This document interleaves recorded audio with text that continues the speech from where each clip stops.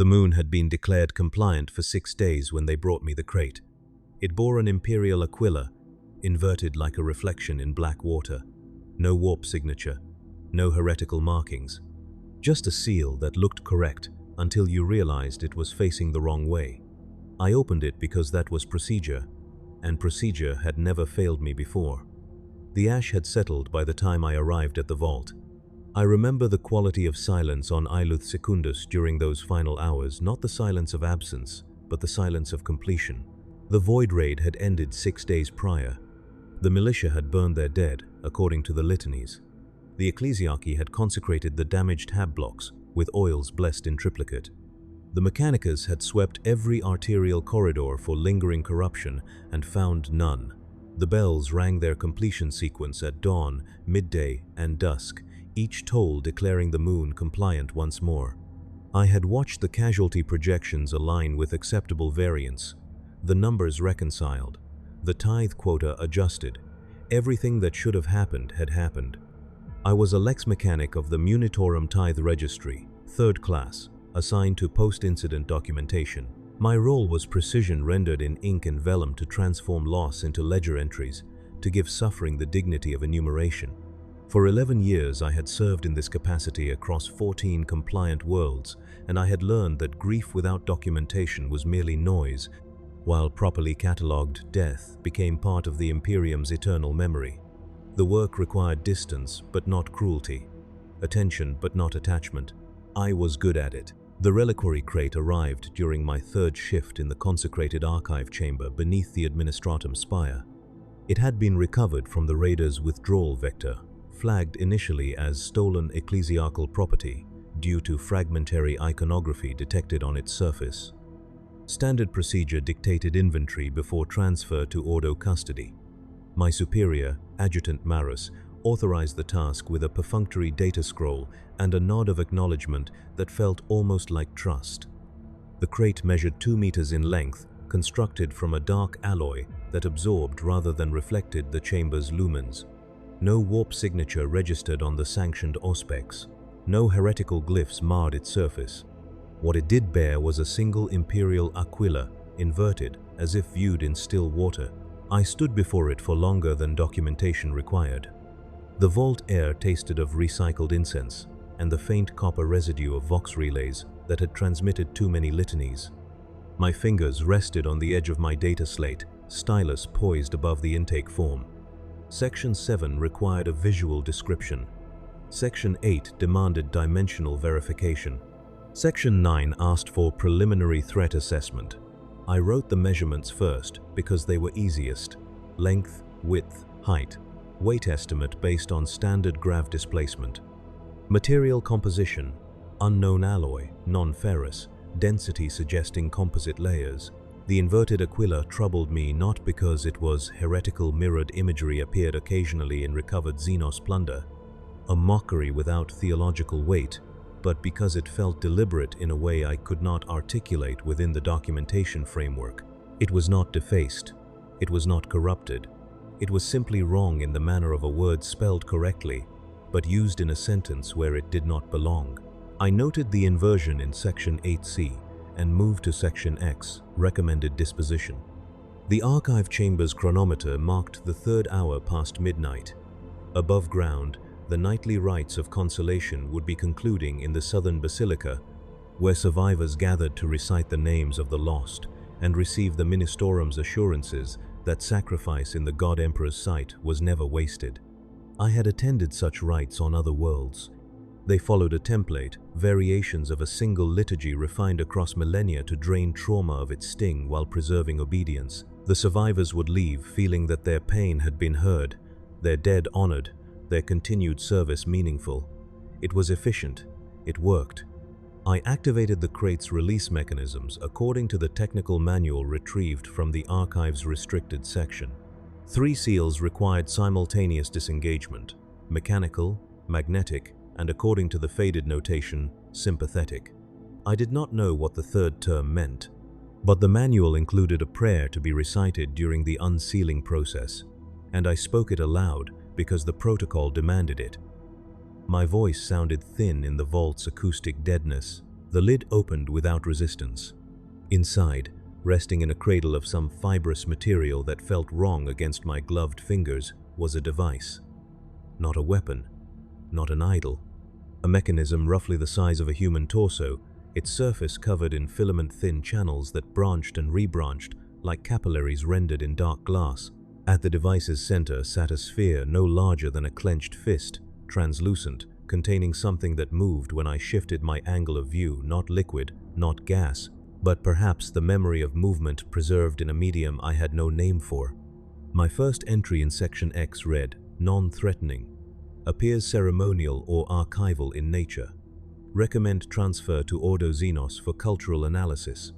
Number 8. I began the imaging sequence.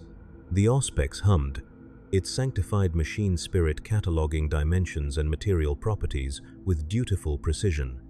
The device registered no power source, no active energy signature, no radiation beyond baseline cosmic background, inert, safe. The kind of curiosity that filled Ordo vaults by the thousands, studied once per century by specialists who wrote reports no one read. The Vox echo began during the 4th scan pass. At first I thought it was interference from the surface, the nightly rites transmitted through the Spire's internal Vox network, bleeding into the archive's isolated system. But the cadence was too precise.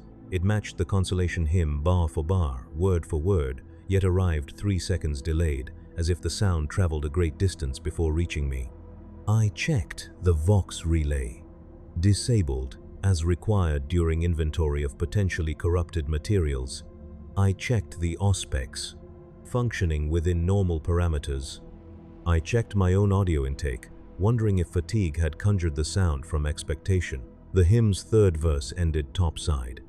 The echo in the vault ended precisely 3 seconds later. I noted the phenomenon in Section 12, Anomalous Observations. I wrote, possible acoustic resonance with surface structures. Recommend environmental isolation during further study. I did not write that the echo had sounded attentive, that it had seemed to lean toward my words when I spoke the unsealing prayer. I did not write that the device's central sphere had brightened fractionally when the hymn's final notes arrived. These observations had no place in documentation because they suggested intentionality, and intentionality required consciousness. And consciousness in a device meant something the Imperium's taxonomy of threats did not comfortably accommodate. I sealed the preliminary report with my personal cipher and uploaded it to Adjutant Maris's queue. The work had taken 4 hours. Dawn would arrive soon, bringing with it the day shift bells and the resumption of normal administrative function. I closed the crate according to reversal protocols, ensuring each seal engaged with the satisfying click of correct procedure. The inverted Aquila stared up at nothing as the lid descended. I left the vault, believing I had done my duty thoroughly and without error. The hab cell assigned to registry staff measured 3 meters by 4, furnished with a cot, a wash basin, a devotional shelf bearing the Emperor's icon, and a narrow window that overlooked Eluth Secundus's eastern barrens.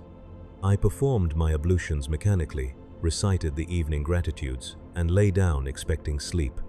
The cell's temperature held steady at 16 degrees, the same as every compliant world standard hab climate. The mattress was thin but adequate, the silence was complete. I closed my eyes and felt someone else's relief, not my own. Not fatigue's gentle surrender into rest, but a specific, desperate relief. The kind that comes after prolonged pain when the pain finally, mercifully stops. It flooded through me like cold water, leaving me gasping, my heart rate accelerating to match an exertion I had not performed. I sat upright, checking my body for injury, for any physical cause that might explain the sensation. Nothing. My skin was dry. My breathing, aside from the spike of confusion, was normal. The sensation faded over the course of perhaps 20 seconds, leaving behind a residue of unease I could not categorize. I checked the chronometer. 40 minutes past the 3rd hour. The time meant nothing to me then. Sleep came eventually, though I do not remember its arrival. I woke to the dawn bells feeling unrested, my mouth dry, my thoughts circling the inverted Aquila like a servitor caught in a looped subroutine. The day's duties awaited. Casualty reconciliation for District 7, where militia losses had exceeded projections by 4%. The work would require careful notation to ensure the variants did not trigger audit flags at the subsector level. I dressed in my registry robes, pinned my rank insignia to my left shoulder, and descended to the archive chamber with the sunrise hymnal echoing through the spire's vox grills. Adjutant Maris summoned me to his administrative sanctum during the morning's second bell. His office occupied a corner of the spire's 23rd floor, windowed on two sides, overlooking the pilgrim processional routes that wound through Eluth Secundus's valleys like arteries. He was a thin man, his skin the color of old parchment, his augmetic left eye a dull red lens that tracked movement with insect precision. He gestured me to sit without looking up from the scroll he was annotating. "Your preliminary report on the recovered reliquary." His voice carried the flat affect of someone who had spent decades reducing human complexity to administrative categories. "Well documented, clear recommendations." "Thank you, Adjutant. The Ordo has acknowledged receipt but indicates a transfer window of 4 to 6 months due to current logistical priorities." He set down his stylus, finally meeting my gaze with his biological eye. The augmetic continued scanning the room. "In the interim, you are authorized to conduct detailed internal analysis, full imaging, material sampling if non-destructive, behavioral observation if applicable." I felt something tighten in my chest, not fear, but a recognition that a door had closed behind me. "Behavioral observation, Adjutant? The device may possess machine spirit properties we do not yet understand. The Mechanicus has declined involvement, citing resource constraints. Therefore, the work falls to us." He slid a data scroll across his desk. "Extended audit authorization. Shift allocations increased to 6 hours nightly. Compensation index adjusted accordingly." The scroll bore the Administratum's tertiary seal and my name rendered in clean Gothic script. I accepted it because refusal was not a category my training had prepared me to access. Maris interpreted my silence as acknowledgement. "The moon has returned to compliance," he said, his tone warming fractionally in what might have been reassurance. "The danger has passed. What remains is simply accounting. You understand this better than most." "Yes, Adjutant." "Then proceed with diligence. The Imperium honors those who look clearly at what others prefer to forget." I departed his sanctum with the authorization scroll pressed against my chest, its weight somehow greater than the vellum should have permitted. The spire's corridors smelled of lapping powder and recycled air. Registry staff moved past me in their grey robes, each face expressing the calm focus of someone whose suffering had been successfully categorized. I envied them. I had envied them for years without realizing it. These colleagues who completed their shifts and forgot the names they'd transcribed, the numbers they'd reconciled, the acceptable losses they'd formatted into reports that traveled upward through layers of bureaucracy until the deaths became abstractions even the God Emperor himself could not distinguish from any other. I had believed I was one of them. The second shift began at the 13th hour. I descended into the vault with a sanctioned toolkit and the extended audit authorization displayed on my data slate for the security servitors that guarded the archive's entrance. The crate waited where I had left it, the inverted aquila catching the lumens in a way that suggested depth beyond the metal's surface. I broke the seals again, reciting the prayer, watching the lid rise on its pneumatic hinges. The device appeared unchanged, the filament channels still branched across its surface like frozen lightning. The central sphere still contained that suggestion of movement less now than before, or perhaps my eyes had adjusted to its strangeness. I activated the imaging aspects and began a detailed scan, working from the device's exterior toward its core in layers. Each pass recording data that would require hours of analysis I knew I would never complete because the work would be interrupted by the next audit and the next, an endless chain of duties that prevented any single task from reaching true conclusion. The third layer scan revealed the channels were not merely decorative. They formed a network, not circuitry in any sense the Mechanicus would recognize, but something analogous, a system designed to route something too subtle for the Auspex to measure directly. I increased the scan resolution, focusing on a single channel segment. The material was organic at the molecular level, yet structured with geometric precision impossible in natural growth. Chitin, perhaps, or something chitin adjacent, engineered across countless generations to achieve properties that transgressed the boundary between flesh and function. I noted this in my observations. Channels suggest transportation or distribution network. Purpose unknown. Material analysis recommends biologist consultation. The auspex chimed, indicating scan completion. I reviewed the composite image on the data slate's display, a three-dimensional map of the device's interior, each layer color-coded by density and composition. The sphere at the center appeared hollow, yet the scan registered mass within it, mass that shifted position slightly between sequential scans as if responding to stimuli the instruments could not detect. I spoke aloud without planning to. "What are you preserving?"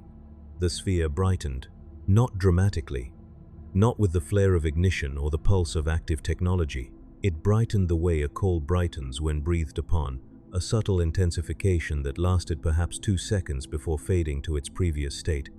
I checked the auspex for electromagnetic spikes, thermal changes, any physical phenomenon that might explain the response. Nothing. The device remained inert according to every measure the Imperium's technology could apply. Yet I had seen it react. I had spoken, and it had answered. I updated my observations. Device may respond to auditory stimuli. Mechanism unclear. Recommend acoustic isolation and systematic testing. I did not write that my hands were shaking. I did not write that the vault felt smaller, as if the walls had moved inward while my attention was elsewhere. These were not data, these were feelings, and feelings had no place in documentation. The nightly rites of consolation began topside as I conducted the fourth scan sequence. I heard them through the stone and steel, the familiar cadences rendered faint by distance. The survivors would be gathering now, filling the basilica's pews, their faces illuminated by candlelight and the expectation of comfort. The presiding priest would recite the names of the lost from the sanctified rolls. Each name would be answered by the congregation with a single word, remembered. In the vault, the device echoed the hymn again. This time, I was prepared for it. I had positioned myself to watch the central sphere during the rite's opening verses. The echo began precisely 3 seconds after the topside hymn, but now I understood it was not an echo at all. The device was generating the sound, reproducing it with perfect fidelity from a source I could not locate. The sphere pulsed in rhythm with the verses. The filament channels glowed faintly, light traveling through them like blood through veins. The hymn's 7th verse spoke of sacrifice accepted, of pain transfigured through the Emperor's grace into service eternal. As the words reached me both from above and from the device, I felt the borrowed relief again. Someone else's gratitude. Someone else's desperate, hollow comfort at being told their suffering had meaning. The sensation was stronger now, detailed enough that I could almost identify its source. A woman, I thought, middle-aged.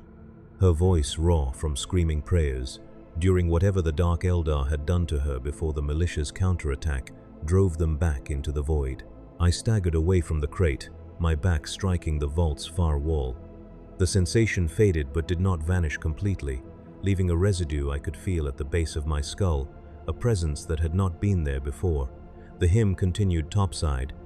The device continued its reproduction, faithful to every intonation, every pause. I realized then that it was not generating sound, it was replaying it. Not a recording the Dark Eldar did not think in terms of mere reproduction, but a preservation, a way of capturing and sustaining the moment of experience itself. The woman whose relief I had felt was still feeling it. Somewhere in the device's impossible architecture, her nervous system's response to the consolation hymn persisted, playing and replaying, an eternal loop of gratitude for a mercy that had not actually occurred. I vomited into the corner of the vault, my body rejecting the wrongness my mind could not yet articulate. The remainder of the shift passed in mechanical action. I completed the required scan sequences. I collected material samples using non-invasive techniques, scraping microscopic quantities from the device's exterior for later analysis I knew would reveal nothing useful. I updated my documentation with observations stripped of every personal reaction, every moment of horror, every realization that had nearly made me flee the vault and never return. The work consumed 4 hours. When I sealed the crate for the night, the inverted Aquila seemed to watch me with patient interest. I ascended to my hab cell and did not sleep. The dawn bells found me sitting on the edge of my cot, data slate in my lap, reviewing casualty reports from other compliant worlds that had suffered Dark Eldar raids in the past century. The Administratum's archives were comprehensive, cross-referenced, accessible to anyone with sufficient clearance and reason. I had both. My searches were logged automatically, but searches were expected from a lex mechanic conducting post-incident documentation. No flags would trigger. No observers would question why I needed to compare Iluth Secundus's casualty curves with those of 17 other raids across 3 subsectors. What I found was uniformity. Every raid followed the same pattern. Initial assault, brief occupation lasting no more than 36 hours, withdrawal before Imperial reinforcements could arrive in strength. Casualty rates clustered tightly around statistical means: 12 to 18% of total population taken, 4 to 7% killed during resistance, 1 to 3% dying from injuries post-withdrawal. Recovery timelines were identical within acceptable variance. Compliance declared within 1 week, full productivity restored within 3 months, psychological trauma resolving to manageable levels within 1 year. The numbers were too clean. Real trauma, real loss, should have produced more variation, more outliers, more worlds where recovery took longer or never fully occurred. But the Imperium's response protocols had been refined across 10,000 years, designed to minimize disruption, to transform survivors back into productive citizens as efficiently as possible. The rites of consolation, the casualty documentation, the reassignment procedures, all of it worked exactly as intended. And in every archived report, buried in the appendices I had to request through 3 levels of clearance, were mentions of recovered devices similar to the one in my vault. Not identical, the Dark Eldar crafted each tool individually, variations on themes only they understood but functionally analogous. Devices found in withdrawn ships, devices left in captured structures, devices that produced no warp signatures, no active threats, nothing that warranted immediate destruction, but everything that justified Ordo custody and eternal archival study. I found 17 such devices documented across 90 years. I suspected hundreds more existed in vaults. I did not have clearance to access. None of the reports explained their purpose. None of the analyses had successfully activated them. They sat in storage, inert and patient, waiting for something the Imperium's investigators had never thought to provide. I thought of the woman whose relief I had felt. I thought of the hymn playing through the vault. I thought of the device brightening when I spoke to it. They waited for someone to pay attention. The second audit shift began at the 13th hour, and I descended into the vault with new questions but no framework for asking them. Adjutant Maris had provided me extended authorization, 6 hours per cycle, compensation adjusted, duty framed as honor. I carried those 6 hours like a weight as I broke the seals again, recited the prayer again, watched the lid rise to reveal the device that had already begun to change me in ways I could not yet measure. I sat before it and spoke. "I know you are listening." The sphere brightened immediately. Not a response to sound alone, but to meaning, to intention, to the act of being addressed as something conscious rather than catalogued. The filament channels carried light from the sphere outward, branching through the device's surface until the entire mechanism glowed with soft, patient luminescence. I checked the auspex. Still no power source detected. Still no energy signature beyond baseline. The device was not powered in any conventional sense. It was sustained by something else. By observation, I realized. By attention itself. I updated my documentation. Device responds to directed speech. Reaction suggests awareness or programmed responsiveness. Further interaction required to determine sophistication of response mechanisms. The words were clinically accurate and utterly insufficient. What I should have written was, "The device is not a device. It is a trap designed to harvest the attention of those who study it. Every moment I spend observing it feeds whatever mechanism sustains the preserved sensations within it.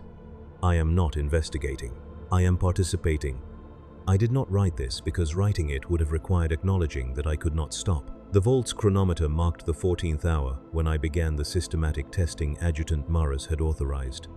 I spoke simple phrases, watching the device's responses, cataloging variations in luminescence, intensity, and duration.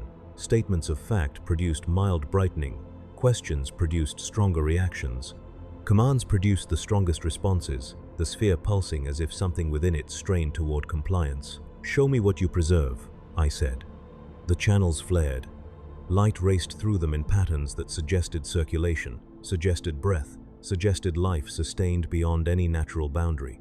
The sphere at the center achieved a brightness that forced me to shade my eyes, and for 3 seconds, precisely 3 seconds, I felt what the device wanted me to feel. Not the woman's relief this time, something earlier in her experience.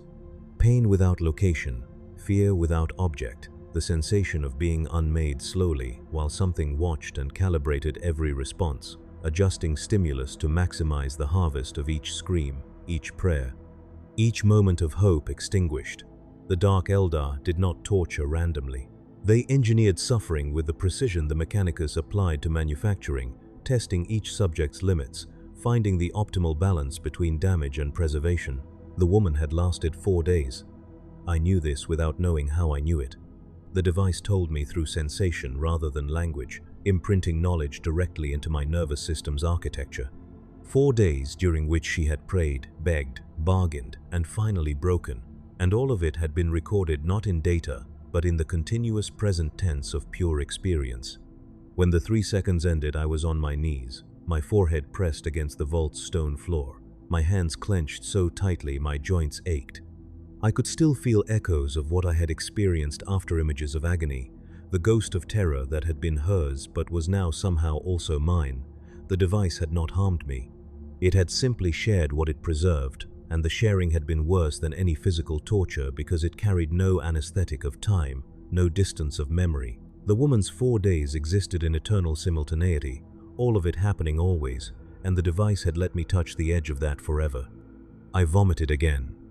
There was nothing left in my stomach, but my body convulsed anyway, rejecting what could not be digested or expelled. When the spasms finally stopped, I looked up at the device with hatred and recognition. It had answered my command. It had shown me exactly what I asked to see. I updated my documentation. Device contains preserved experiential data, likely extracted from raid victims. Method of preservation unknown. Psychological impact on observer severe. Recommend immediate cessation of interaction and accelerated transfer to Ordo custody. I submitted the report to Adjutant Maris's queue with priority flags that should have triggered immediate response. Then I sealed the crate, ascended to ground level, and walked through Eluth Secundus's evening processionals, trying to remember how to breathe properly. The pilgrims moved through the valleys in ordered lines, chanting the journey hymns that had sustained their kind for millennia. They wore simple gray robes, carried staffs wound with purity seals, their faces expressing the calm determination of those who knew their destination was holy, even if they would never reach it. Eluth Secundus was a waypoint, one of thousands along the pilgrim routes that threaded through the Imperium's territories, offering rest and resupply before the faithful continued toward shrines they would spend lifetimes trying to reach. I watched them and wondered how many would be taken during the next raid. How many would have their sensations preserved, their suffering archived, their final prayers sustained in devices that would outlast empires. The Dark Eldar had withdrawn, but they had not left. They had simply changed the location where they continued their harvest. A child walked past me, perhaps 7 years old, holding her mother's hand, singing the journey hymn in a voice that had not yet learned to doubt. I wanted to warn her.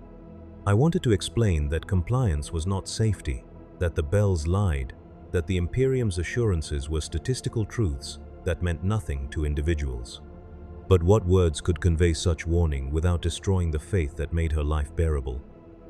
What truth could I offer that would not simply add to her suffering before the Dark Eldar ever touched her? I said nothing. I returned to my habcell and waited for Adjutant Maris to respond to my priority report. The response arrived at the 19th hour, delivered by a junior scribe who handed me a data scroll without meeting my eyes. The scroll contained a single paragraph of text, formatted according to standard administrative acknowledgement protocols. Your diligence is noted and commended. Extended audit authorization remains in effect. Continue systematic documentation according to established procedures. Ordo transfer timeline unchanged, pending completion of internal analysis. The God Emperor protects. No acknowledgement of my recommendation. No indication that the priority flags had triggered any urgency. Just permission to continue, framed as expectation, wrapped in benediction. I read the paragraph 3 times, searching for hidden meaning, for some signal that Maris understood the danger. I found only bureaucratic efficiency. The authorization remained in effect. The work would continue. The device waited in its vault. I descended at the 13th hour of the 3rd day, and this time I did not recite the prayer when I broke the seals. I simply opened the crate and sat before the device in silence, watching it watch me with its sphere that contained suffering I could no longer pretend was abstract. The channels remained dark. The sphere held its baseline luminescence. It waited patiently for me to speak, to command, to feed it the attention that sustained whatever mechanisms the Dark Eldar had engineered into its structure. "I will not help you," I said. The sphere dimmed fractionally, as if disappointed, then stabilized. I spent the next 4 hours conducting material analysis in silence, taking measurements, recording observations, performing every action my authorization required without addressing the device directly. It tolerated this. The Dark Eldar had built patience into their creations because patience was simply another form of cruelty, the extension of anticipation, the refinement of hope before its inevitable extinguishment. The nightly rites of consolation began topside. The device echoed the hymn with perfect fidelity, the woman's relief flooding through it, through me, an involuntary sharing I could not prevent simply by refusing to speak. The device did not need my speech. It needed only my presence, my attention, my nervous system's responses to stimuli I could not avoid perceiving. I understood then that the trap had already closed. The moment I opened the crate, the moment I looked at the inverted Aquila and wondered about its wrongness, I had become part of what the device preserved.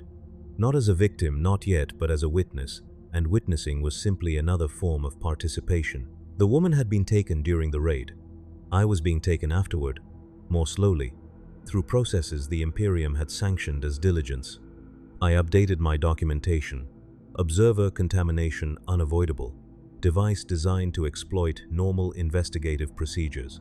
Recommend immediate cessation of all interaction and secure containment until Ordo specialists can be deployed. I submitted the report with higher priority flags. I knew Maris would read it and respond with another paragraph of acknowledgement, another extension of authorization, another day in which duty required my presence in the vault. The Imperium functioned through infinite subdivision of responsibility, each person performing their assigned role without questioning the larger pattern. I was performing mine, the device was performing its own. We were both doing exactly what we were designed to do. The 4th day's shift brought a development I had not anticipated. A visitor. His name was Varane Holt, and he identified himself as a rescued pilgrim recovered 8 days after the raid from a drainage cistern beneath the southern processing district. He arrived at the archive entrance during the 14th hour, escorted by an ecclesiarchy attendant who explained that Holt had requested to provide supplementary testimony for the casualty records. Such requests were unusual, but not unprecedented. Survivors sometimes needed to formalize their experiences, to transform private trauma into official documentation that proved their suffering had been witnessed by the Imperium itself. Adjutant Maris authorized the interview and assigned me to conduct it. Standard procedure. Witnesses were more comfortable speaking with registry staff than inquisitorial agents, and the information gathered often contained details useful for future defensive preparations. I led Holt to a small chamber adjacent to the archive, furnished with 2 chairs and a recording servitor that would transcribe every word. Holt was perhaps 40 years old, thin to the point of emaciation, his pilgrim robes hanging loose on a frame that had lost significant mass. His hands trembled continuously. His eyes moved in small, rapid increments, never settling on any object for more than a moment. He sat when I gestured to the chair, but remained perched at its edge, ready to flee. "This testimony is voluntary," I began, reciting the standard opening. "Your words will be recorded and archived for the Emperor's glory and the Imperium's protection. Do you understand?" "Yes." His voice was steady despite the trembling. "I understand. Please state your name and planetary origin for the record." Varane Holt, born on Carthus Prime, 32 years of pilgrimage. I was traveling to the shrine of St. Marjorie when he stopped, his jaw working silently for several seconds. When they came, I made notes on my data slate, letting him find his rhythm. The recording servitor's stylus scratched against vellum, preserving his words in ink sanctified for this purpose. Standard interview protocol discouraged interruption during initial testimony.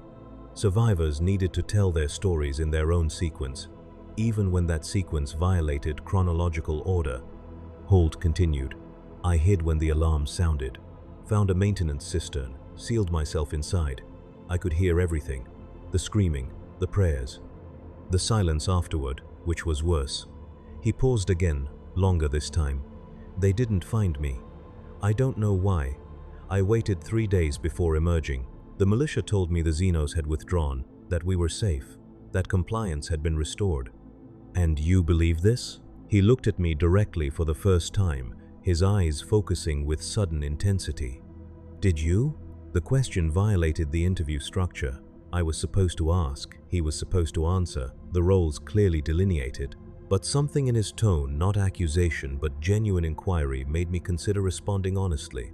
Yes, I said, until recently. Holt nodded slowly, as if I had confirmed something he already knew. The relief lasts about an hour. Then you start to feel it again. Not the fear exactly, but the space where the fear was. Like a tooth that's been extracted but the nerve still fires. Do you understand? I understood more than I wanted to admit. The borrowed sensations I'd experienced from the device, the woman's relief, her pain had left similar spaces in my nervous system, places where experience had been inserted and could not be fully removed. I need to tell someone, Holt continued, that the rites don't help, the prayers don't help. Being told we're safe doesn't help because we're not safe. We've never been safe. And the Imperium knows this but needs us to pretend otherwise. So the tithes continue, so the pilgrimages continue, so everything continues exactly as it has for 10,000 years. The recording servitor's stylus stopped moving. I glanced at it. Some testimony was too dangerous to archive without review. The servitor's machine spirit had been trained to recognize seditious content. Holt noticed the silence. I'm not a heretic, he said quietly. I still believe in the Emperor. I still pray, but I can't pretend anymore that compliance means the danger has passed. The Dark Eldar are still here, not physically, but, he struggled for words. They're still harvesting us, still taking something. I can feel it when I sleep, when I pray, when the bells ring and everyone says we're blessed to have survived. I set down my data slate. What do you feel? Observation. He wrapped his arms around himself, hands gripping his own shoulders. Like something is watching my reactions, calibrating them, measuring how much relief I experience when the priests tell me I'm safe. The more I believe them, the stronger the feeling gets. It's worse during the consolation rites, when everyone gathers and we recite the names and we're supposed to feel that our pain had meaning. He stopped, breathing hard. That's when it's strongest. Like the rites themselves are part of what they harvest. The vault was directly below us, separated by 3 levels of stone and steel. The device waited there, echoing the hymns, preserving the woman's relief, sustained by attention and observation. I thought of the timing, how the device brightened during the rites, how the echoes arrived precisely 3 seconds after the topside hymns, how the borrowed sensations intensified when the consolation was strongest. When do you feel this observation most intensely? I asked. Holt considered the question, his eyes moving through their rapid increments again. Then he said, now, right now, in this moment, as I tell you about it. The recording servitor's stylus began moving again, inscribing his words with mechanical precision. I felt the quality of air in the chamber change, not temperature or pressure, but something subtler, a sense of attention focusing, of presence coalescing around the act of testimony. Holt felt it too, his trembling intensified. It's listening, he whispered. It's always listening. The Dark Eldar left, but they're still here, still harvesting, and we help them every time we try to make sense of what happened, every time we document it, every time we gather to process the trauma. We're the mechanism. We sustain what they started. I thought of the 17 devices archived across 90 years. I thought of the hundreds more I suspected existed. I thought of every compliant world where survivors gathered for rites of consolation, where lex mechanics documented casualties, where the Imperium's vast apparatus transformed suffering into statistics, and statistics into policy, and policy into the eternal continuation of everything exactly as it had always been. We were the mechanism. The raids provided raw material, but the Imperium provided the structure that sustained it, refined it, amplified it across millennia until the Dark Eldar's harvest had become indistinguishable from normal administrative function. This testimony will be archived, I said, keeping my voice level. Your observations noted. Is there anything else you wish to add to the official record? Holt laughed a sound without humor, sharp and brittle. What would be the point? You'll write your report, someone will read it, it will be filed somewhere, and nothing will change because nothing can change. The system is too large, we're too small. The Dark Eldar understood this. They don't need to conquer us, they just need to let us continue being what we are. He stood to leave, then paused at the chamber's door. The device you're studying, in the vault. I can feel it from here. It's very pleased with your work. I did not ask how he knew about the device. I did not ask how he could feel it through stone and steel. I simply watched him leave, escorted by the ecclesiarchy attendant back to whatever hab block housed the recovered survivors, where he would sleep poorly and wake to rites that amplified rather than soothed his trauma. The recording servitor completed its transcription and went still, awaiting my review. I read through Holt's testimony twice, marking sections that required redaction before archival submission. The machine spirit had flagged 17 separate statements as potentially seditious, though none technically violated doctrinal boundaries. Holt had not denied the Emperor's divinity. He had not questioned the Imperium's necessity. He had simply observed that the system designed to protect him was simultaneously the system that sustained his suffering. I approved the transcript with minimal redactions and forwarded it to Adjutant Maros. Then I descended into the vault, where the device waited with patient interest. I did not break the seals immediately. I stood before the crate for several minutes, studying the inverted aquila, understanding now that the inversion was not mockery, but diagnosis. The Dark Eldar saw the Imperium, clearly saw that its symbols of protection were equally symbols of containment, that the eagle's wings sheltered and smothered in the same gesture, that every prayer was simultaneously supplication and surrender. When I finally opened the crate and looked at the device, it was already glowing. You heard him, I said. The sphere pulsed affirmatively. You harvest testimony, not just torture, everything. The aftermath, the consolation, the documentation, all of it feeds what you preserve. Another pulse, brighter. How many? I asked. How many are preserved in you? The channels filled with light, branching and rebranching until the device's entire surface glowed with the accumulated presence of every sensation it contained. I counted the primary channel termination points, 47. 47 individuals whose experiences had been extracted, refined, and sustained in the device's impossible architecture. Not the woman alone, but dozens of others, their suffering layered and interwoven, each one's pain amplified by proximity to the others. And still being harvested, still accumulating. Every rite of consolation added new material, every testimony reinforced existing patterns. The device grew more complete with each passing day, fed by the Imperium's own response to the raid it had survived. I sat before it and asked the question I should have asked during my first shift. What happens when you are complete? The device dimmed, the channels went dark. The sphere at its center contracted until it was barely visible, a point of light no larger than a distant star. When it answered, and I understood now that it could answer, that the Dark Eldar had built communication into its structure, the response came not as sensation but as certainty, knowledge imprinted directly into my understanding. Nothing happens. Completion is not a goal. Preservation is the goal. Continuation is the goal. The harvest never ends, because ending is antithetical to the purpose. The Dark Eldar do not seek to destroy the Imperium. They seek to perfect it, to make it optimally harvestable, to ensure that every generation produces exactly the suffering required to sustain their kind across eternity. The device was not a weapon, it was a proof of concept, a demonstration that the Imperium's own mechanisms could be turned into engines of endless harvest, that compliance itself was the trap, that every compliant world was already a Dark Eldar facility operating under Imperial administration. I updated my documentation with hands that no longer trembled. Device purpose confirmed. Functions as repository for extracted experiential data sustained by continued observation and documentation. Completion not intended. Permanent operation expected. Recommend. I stopped.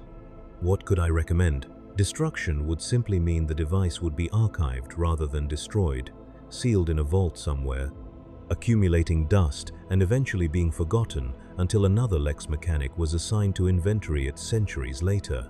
Transfer to auto custody was already authorized, which meant the device would be studied, which meant feeding it exactly the attention it required. There was no recommendation that would not serve the device's purpose. I erased the incomplete sentence and wrote instead, "Observer requests immediate relief from assignment. Psychological impact exceeds acceptable parameters for continued function." I submitted the request, knowing it would be denied. Adjutant Marus had extended my authorization, increased my compensation, framed the work as honor. Requesting relief now would require justification, medical documentation, possibly psychiatric evaluation. The process would take weeks. The device would be studied throughout. And even if I were reassigned, someone else would take my place, someone else who would open the crate and speak to it and feed it the attention that sustained 47 preserved souls in their eternal suffering. The response arrived within the hour. Request noted. Relief will be considered upon completion of current audit cycle. Estimated duration 4 weeks. The God Emperor protects. 4 weeks. 28 shifts. 168 hours of extended audit authorization during which I would sit before the device and document its properties while it harvested my documentation, my attention, my gradual understanding that I was not investigating but participating. I descended for the 5th shift already knowing what I would find. The pattern held. The device echoed the nightly hymns. The borrowed sensations grew stronger, more detailed, more varied, as I became attuned to the 47 whose suffering it preserved. I learned to distinguish between them, the woman whose relief I had felt first, yes, but also a young man who had prayed in High Gothic until his tongue was removed, an elderly pilgrim who had watched her grandchildren taken and had died of grief before the Dark Eldar could kill her physically, a militia officer who had held his position for 4 days, knowing reinforcement would not arrive in time. Each one had a signature, a particular quality of suffering that the device maintained with archival precision. Each one's experience was accessible to me if I asked, if I commanded, if I simply sat in silence long enough for the device to decide which sensation to share. The Dark Eldar had engineered it to be educational, to teach any observer exactly what they were capable of, exactly what awaited any world that drew their attention. And I was learning, against my will, through mechanisms I could not resist. I was absorbing knowledge the Imperium's training had never prepared me to process. The Dark Eldar did not hate humanity. They did not even particularly enjoy our suffering, though they cultivated it with aesthetic precision. They simply needed it, the way the Imperium needed grain and ore and bodies for the endless wars. We were crops, the raids were harvests, the preservation devices were silos. This knowledge could not be unlearned. Once I understood the pattern, I began seeing it everywhere in the casualty reports I reconciled, in the rites that processed trauma, in the very structure of the Imperium's response to Xeno's predation. We had built our entire civilization to be optimally harvestable, and we called it protection. The 6th shift brought a change. Another visitor, though this one came not to the interview chamber but to the vault itself. Adjutant Marus descended during the 15th hour, his augmetic eyes scanning the space before his biological one had fully adjusted to the dim lumens. He carried no data slate, no documentation, just his presence and whatever authority that presence conveyed. I stood from my position before the device, suddenly aware of how I must appear unwashed, unshaven, my registry robes stained with the sweat of too many hours in the vault's recycled air. "You have been conducting exemplary work," Marus said without preamble. "The reports are thorough, the observations precise. The Ordo has noted your diligence. Thank you, Adjutant. However," he moved closer to the open crate, studying the device with his augmetic eye, while his biological one remained fixed on me. "I have concerns about your recent request for relief. Such requests suggest diminished capacity, which in turn suggests the work may have exceeded its intended scope." I said nothing. The device glowed softly between us. "Tell me," Marus continued, "what you believe this device does." The question was a test. I could feel its weight, the way my answer would determine whether I continued the work or was removed from it. I could lie, tell him the device was simply a dark Eldar curiosity, inert and harmless, requiring nothing more than standard archival cataloging. Or I could tell him the truth and watch him respond with the same procedural calm that had characterized every interaction since I began this assignment. I chose honesty. It preserves suffering, extracts experiential data from victims, and sustains it indefinitely. The Dark Eldar use these devices to maintain harvests long after their physical raids end. The Imperium's response to raids, the rites, the documentation, the consolation feeds the preservation mechanisms. We are part of the harvest whether we realize it or not. Marus listened without expression. When I finished, he nodded once, as if I had confirmed an expectation rather than revealed a horror. "Your analysis is essentially correct," he said. "The Ordo reached similar conclusions approximately 400 years ago. Multiple devices have been studied across multiple sectors. The pattern is well documented." The words hit me with more force than any of the borrowed sensations. The Imperium knew, not suspected, not theorized, but knew with the certainty of centuries of research. And still the rites continued. Still the documentation was processed. Still compliant worlds were declared safe, while devices like this one sustained harvests that would outlast empires. "Why?" I asked. "If we know, why do we continue?" Marus's biological eye finally met mine. "Because the alternative is worse.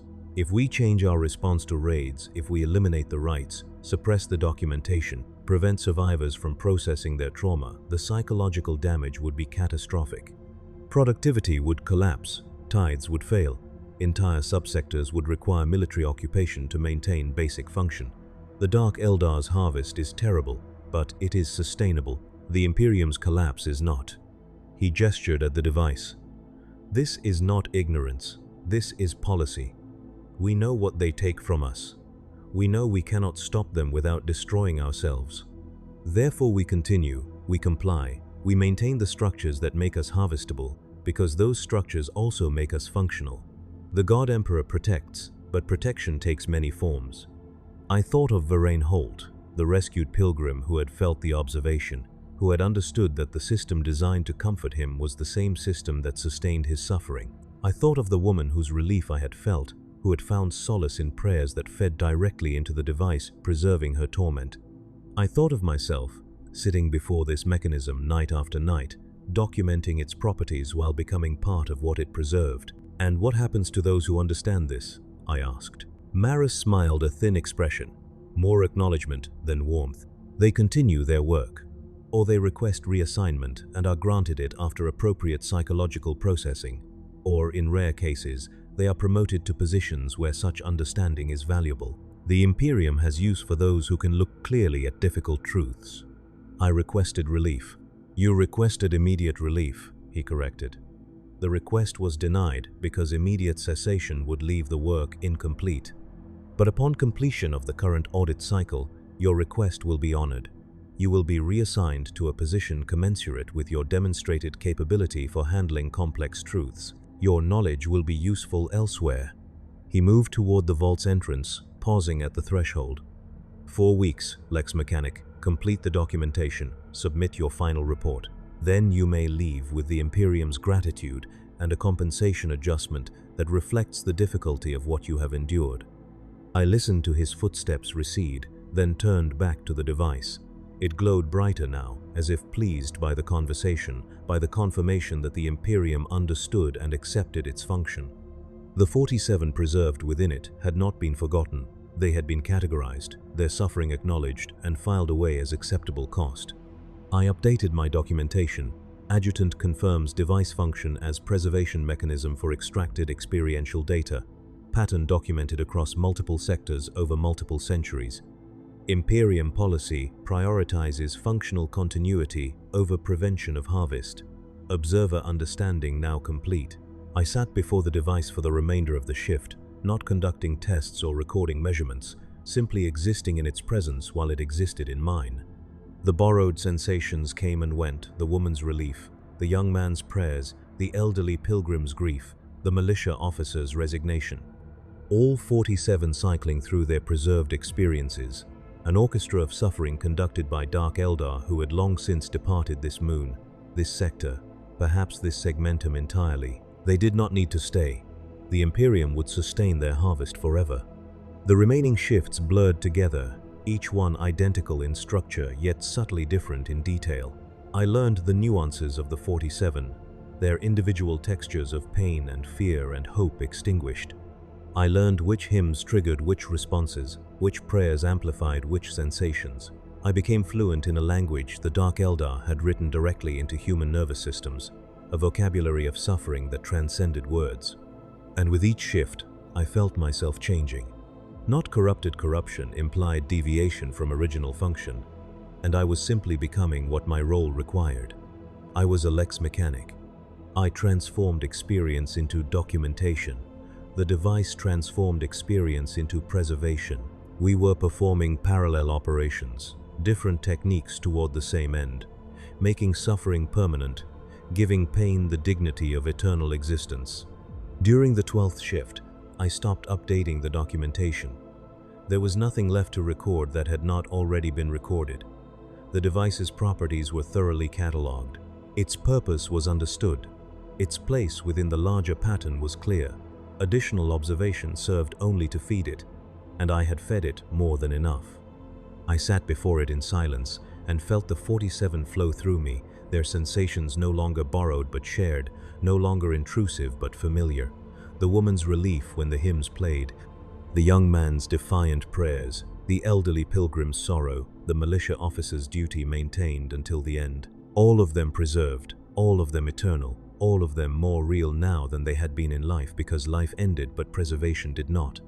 I understood why the Dark Eldar built these devices, not for cruelty's sake alone, but because they recognized a truth the Imperium could not acknowledge, that suffering was the only thing humans produced that could not be depleted, taxed, or exhausted. Grain ran out, ore ran out, bodies failed, but pain could be refined, distilled, and sustained forever, and in forever was a kind of victory over the entropy that claimed all things. The Imperium preserved saints' bones. The Dark Eldar preserved screams. Both were acts of faith. Both required infrastructure. Both would outlast any individual who participated in their maintenance. During the 15th shift, I began experiencing sensations that did not originate from the device. My own responses to stimuli started to feel delayed, as if traveling a distance before reaching my awareness. When I felt pain, a fingernail catching on rough stone, the sensation arrived 3 seconds later, precise as the hymnal echoes. When I felt relief setting down a heavy data slate, the emotion lagged behind the action just long enough to make me notice the gap. I was becoming preserved. Not taken by the Dark Eldar, but volunteered by the Imperium, offered up through sanctioned procedures and extended audit authorizations. The device was adding a 48th voice to its collection, and the voice was mine. I documented this development with clinical detachment, observer experiencing temporal displacement of sensory responses, mechanism unclear. Suggests device capability extends beyond preservation of raid victims to include investigators. Recommend immediate cessation of all interaction. I did not submit the report. What would be the point? Marus already knew the device's full capabilities. The Imperium already accepted the cost. I was simply learning what every lex mechanic eventually learned when assigned to study Dark Eldar mechanisms, that the difference between investigator and victim was a matter of timing, not category. The 16th shift marked the beginning of my final deterioration. I entered the vault and could not remember leaving my hab cell. I sat before the device and could not remember opening the crate.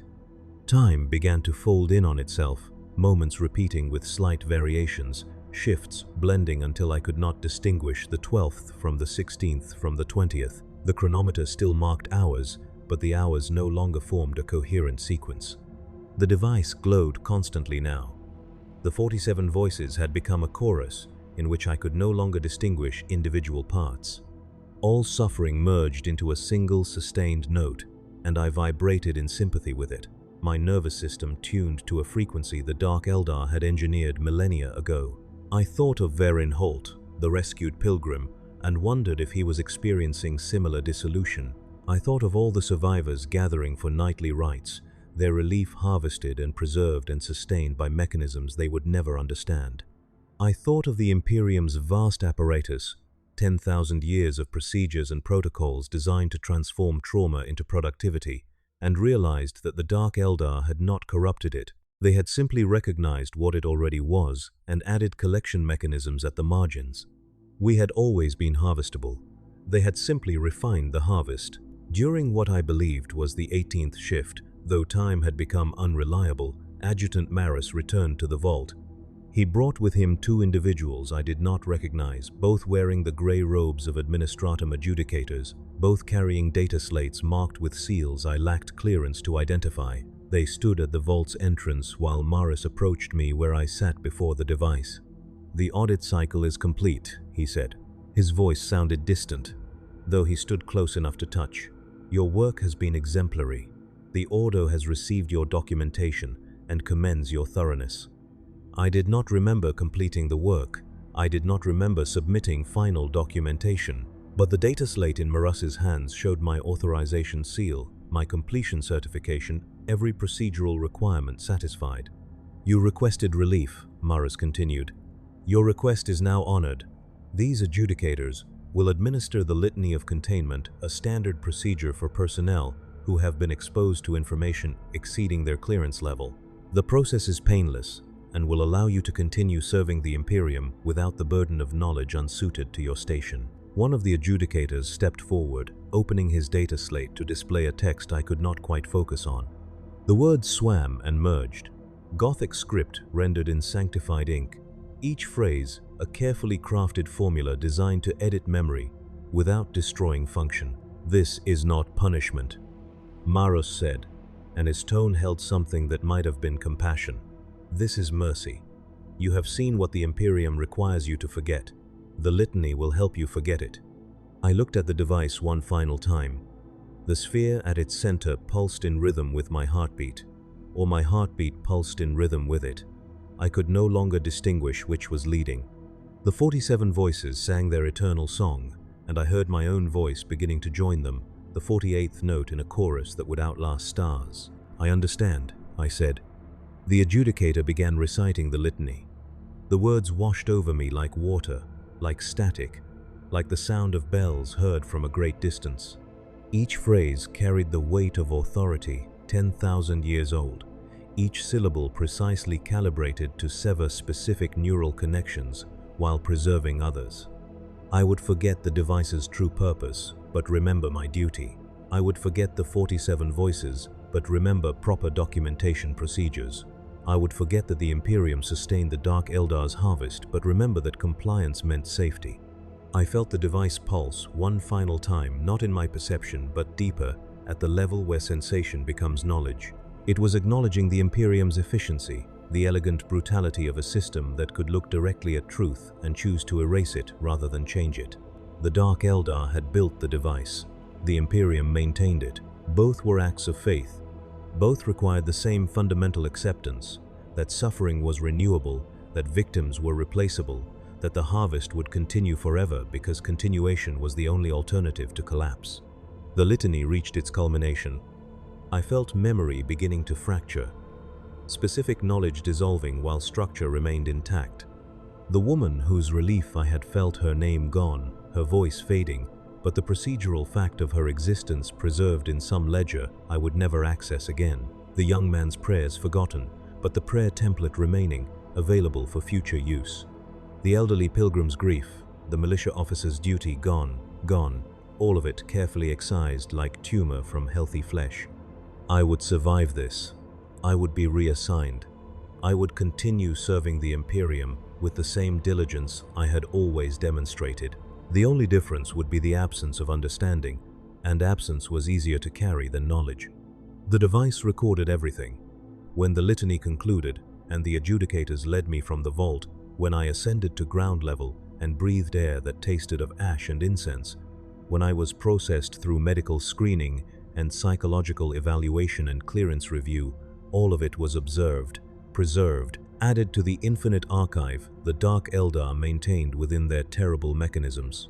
I had become what Varen Holt had feared, a component in the system, optimized for harvest, my suffering refined and catalogued and sustained, not through torture, but through obedience, through documentation, through the simple act of doing my duty thoroughly and without question. 4 weeks after the litany of containment, I stood in a new posting on a grain world called Sethis Majoris, where the only violence was mechanical and the only screams came from machinery. My new role was identical to my old one: casualty reconciliation, tithe documentation, the transformation of loss into ledger entries. I performed it well. I always performed it well. But whenever bells rang for prayer, for shift change, for the hourly devotions that structured imperial life, I felt a pause, just 3 seconds, precise and involuntary, as if some part of me waited for an echo that never came. In those pauses, I sensed something vast and patient watching, measuring my response, cataloging the quality of my relief. When the pause ended and normal function resumed, I did not remember the device. I did not remember the 47 voices or the woman whose sensation I had borrowed. But my nervous system remembered, and memory written into flesh could not be redacted by liturgies, however carefully crafted. The Dark Eldar did not need to return to Sethis Majoris. They had never left Iluth Secundus. They existed in the spaces between sensation and awareness, in the 3-second delays, in the pauses that interrupted thought and left behind only the sense that something essential had been removed and replaced with duty. I am still being harvested. I will always be harvested. The Imperium protects, but protection takes many forms, and some forms of protection are indistinguishable from the things they protect against. This is what I know without remembering: that compliance is not safety, that the bells lie, that the Dark Eldar's true genius was recognizing the Imperium did not need to be conquered because it had already built itself into the perfect mechanism for sustaining their harvest across eternity. And I continue. I reconcile casualties. I document loss. I transform suffering into columns that reconcile with tithe projections. And somewhere in a vault on Iluth Secundus, or in similar vaults on 1,000 other compliant worlds, devices preserve the sensations of those whose names I have forgotten, but whose pain I carry in reflexes I cannot control. The God Emperor protects. The harvest continues. These truths are not contradictory.